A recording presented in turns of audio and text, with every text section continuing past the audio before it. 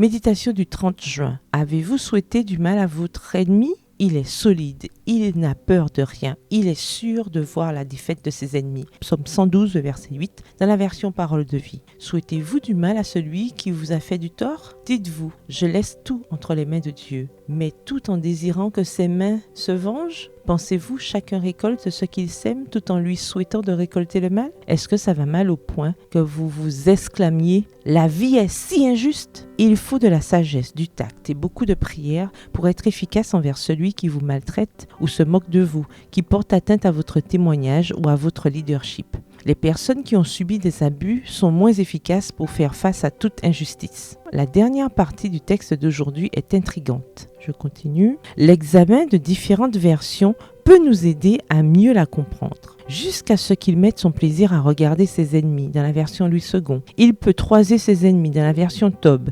C'est lui qui, à la fin, méprisera l'adversaire, dans la version Bible des peuples. Ses adversaires lui seront offerts en spectacle, dans la version Nouvelle Bible II. Il attend sans peur de voir la défaite de ses adversaires, dans la version Bible en français courant. Comment cela s'harmonise-t-il avec les déclarations suivantes ? Toute injustice tend à abréger la vie, tout esprit de haine ou de vengeance, toute colère qui pousse à commettre des actes préjudiciables au prochain ou même seulement à lui souhaiter du mal, car quiconque est son frère est un meurtrier. 1 Jean 3, le verset 15. Tout égoïsme qui fait négliger les soins dus aux indigents et aux malades, toutes ces choses constituent à des degrés différents des violations du 6e commandement. L'esprit de haine et de vengeance dont Satan est l'auteur fit mettre à mort le Fils de Dieu. Quiconque ouvre son cœur à la rancune et à la malveillance y accueille un esprit dont les fruits sont mortels.